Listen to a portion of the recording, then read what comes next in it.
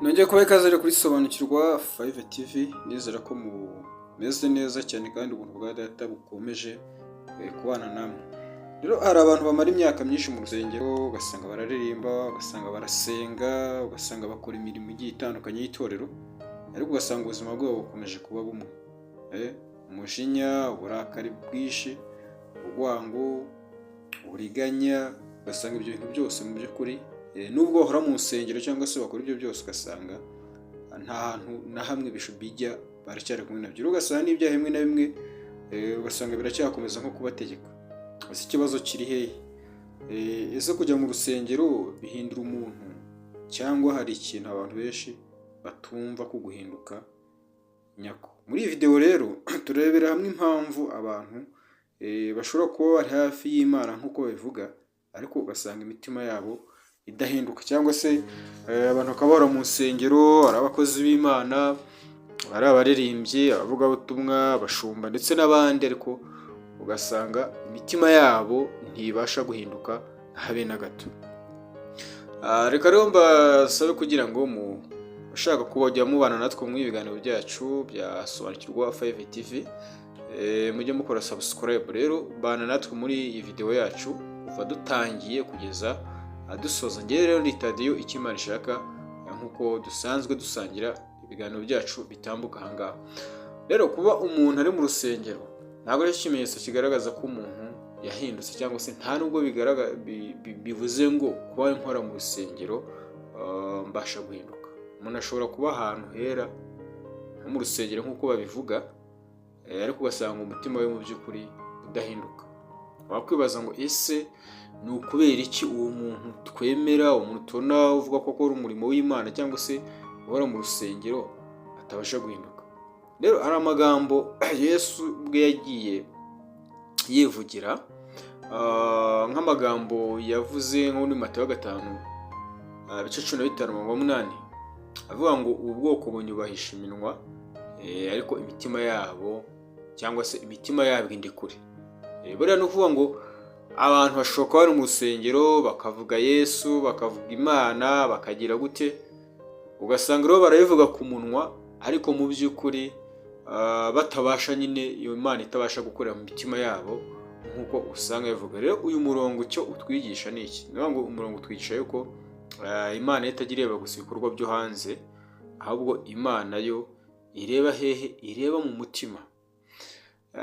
Gukora mu rusengero rero, cyangwa se guhora mu rusengero, ni ukuvuga ngo ntabwo bivuze yuko hari aho bihuriye n'umutima, cyangwa se no kwizera, cyangwa se n'ikiri mu mutima wawe. Nshobora kuza ngaba mu rusengero nkagira ibyo nkora, ariko mu by'ukuri nubwo naba ndi kubikora, ariko umutima wanjye nta kintu kirimo. Rero hari itandukaniro riri hagati yo gukorera Imana ndetse no kumenya Imana. Ese ukorera Imana cyangwa wamenye Imana? Icyo kintu cya mbere wagombye gutekerezaho. Ukorera Imana cyangwa wamenye Imana? Kumenya Imana no gukorera Imana, ibyo ngibyo uzasanga ari ibintu bitandukanye. Rero umuntu ashobora kuririmba indirimbo z'Imana, akayobora abandi, akagira inshingano mu rusengero, ariko atarigeze aha Imana umutima we. Bivuga ngo atarigeze aha Imana umutima we, nubwo tumubona ahagaze hariya aririmba, yigisha, ayobora abandi, ariko ugasanga ni ibintu nyine birangirira aho ngaho gusa.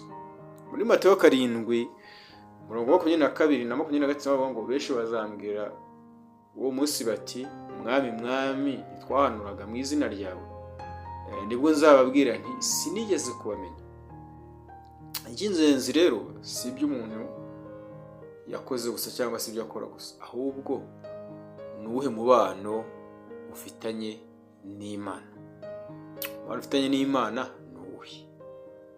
Rero abantu bamwe niyo ngo bakorera Imana babitewe n'akamenyero, akumva yuko kuba azagaragara mu rusengero abantu bakamubona, kumva ko just ni ibintu biri aho nta n'ibyo nyine, ariko kandi ntabwo ariko byakagombye kujya gute.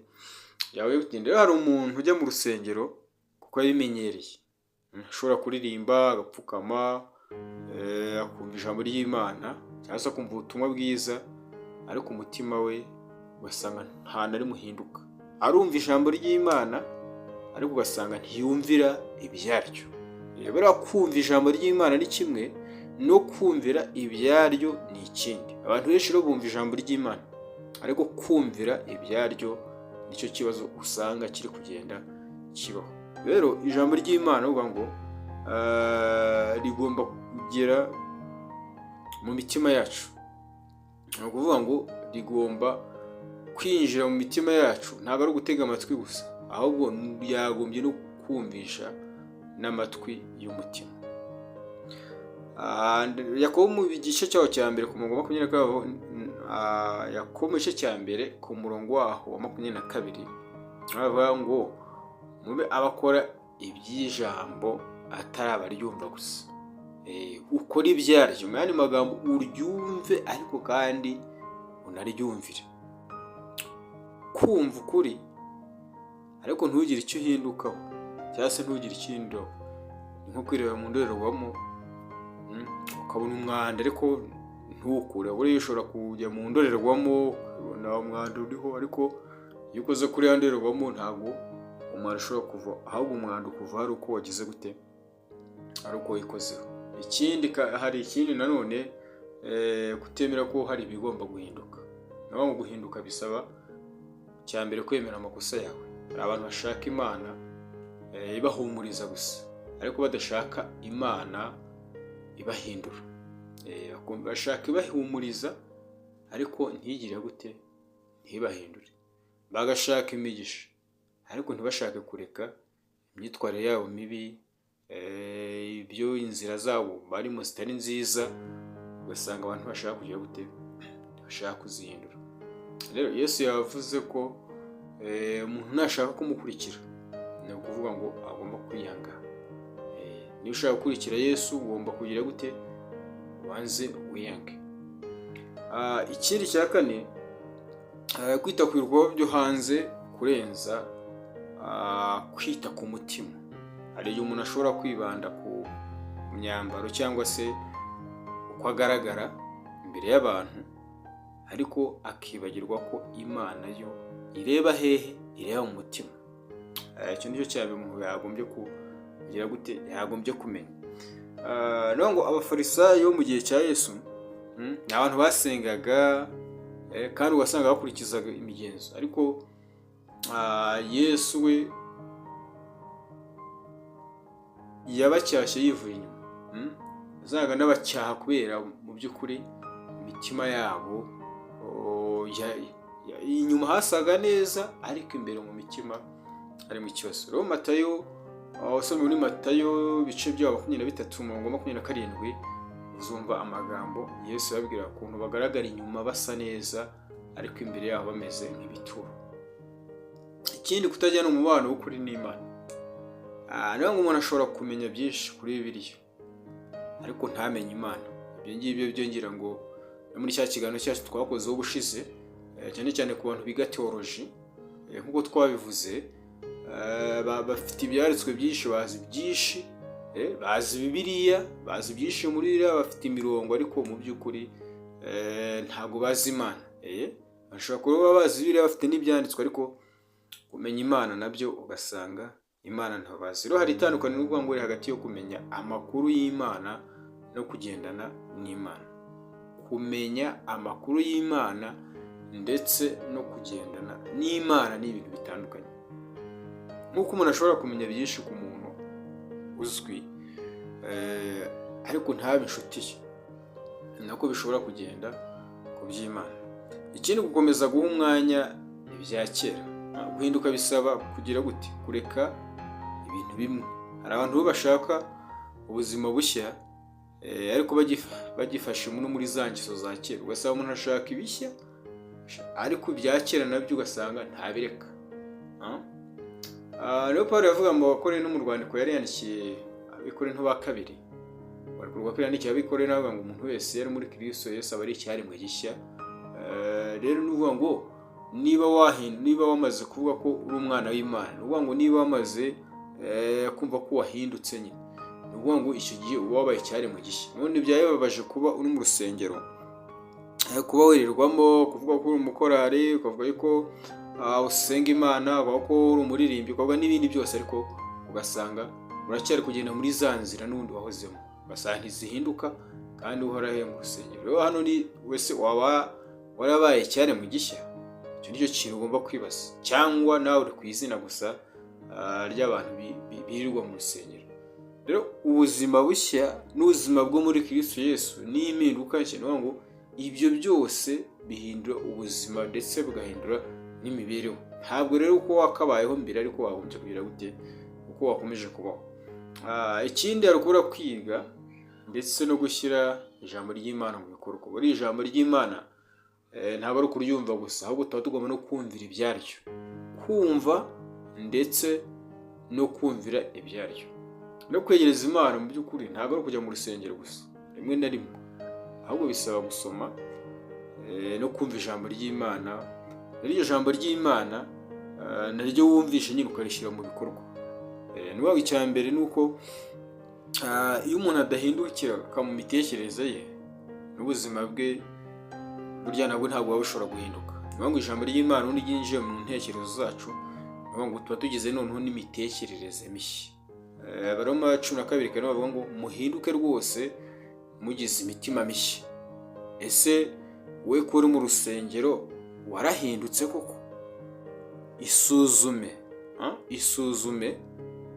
wirebe, witekereze. Wowe se kuba ndi mu rusengero ni iki nagezeho? Kuba ndi mu rusengero byamfashije iki? Ese koko ntandukanye n'abatajya mu rusengero? Icyo kintu witekerezaho umutima wakisuzuma, aho ngaho usaba Imana kugira ngo iguhe ubwenge bwo gutekereza no kumenya neza icyo ugomba gukora kugira ngo Imana ikwemere mubaye. Bavandimwe rero, mu by'ukuri ikibazo si ukuba mu rusengero gusa, ikibazo ni ese Imana iri mu mutima wawe? Uri mu rusengero sawa, ariko se Imana iri mu mutima wawe? Rero ushobora kuba uri mu rusengero Imana itari hehe? Itari mu mutima wawe. Rero uharanire kugira ngo Imana yo ibe mu mutima mu gihe cyose itari mu mutima wawe. Nubwo uri mu rusengero, nubwo ugira gute, ni hahandi uracyari wa wundi, kandi n'ibyo ukora byose n'ubundi kuri wa munsi zakubwira ngo ntabwo nigeze nkumenya mva imbere. Icyo nicyo kintu ugomba kumenya. Rero ushobora kuba mu rusengero imyaka myinshi, ariko umutima wawe ukaba udahinduka cyangwa se utaranahinduka.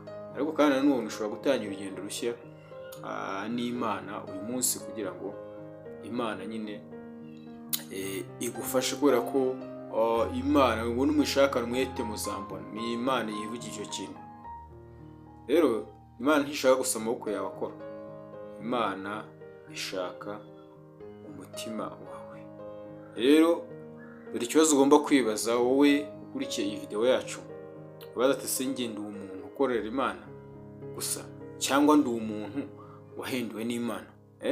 Ikibazo, ese ukorera Imana gusa cyangwa wahinduwe n'Imana? Rero niba inyigisho yacu ikugiriye akamaro, isangiza abandi, kuko hari abantu benshi bari mu nsengero ariko kandi bakeneye kumva ubutumwa kugira ngo babashe guhinduka. Rimwe na rimwe hari igihe natwe tubibeshyaho, nabo ubwo bakibeshyaho, bumva yuko nyine ari sawa, bimeze neza, ariko kandi wabeshya abantu. Ariko Imana yo ntabwo ushobora kujya gute, Imana ntushobora kuyibeshya, kubera ko Imana iba yarebye mu mutima. Iyi rero nisobanukirwa 5 TV. Reka mbasaba kugira ngo niba izi nyisho zacu ziba zigufashije, ujye ukora subscribe, hanyuma udena comment, nawe mujye mwandika comment muvuge muti nanjye ndiwo guhinduka, ushyire muri comment. Hanyuma reka nsoreze hano iki kiganiro bashishikariza kuzakomeza gukurikirana na topic nshya ndimo ndabategurira.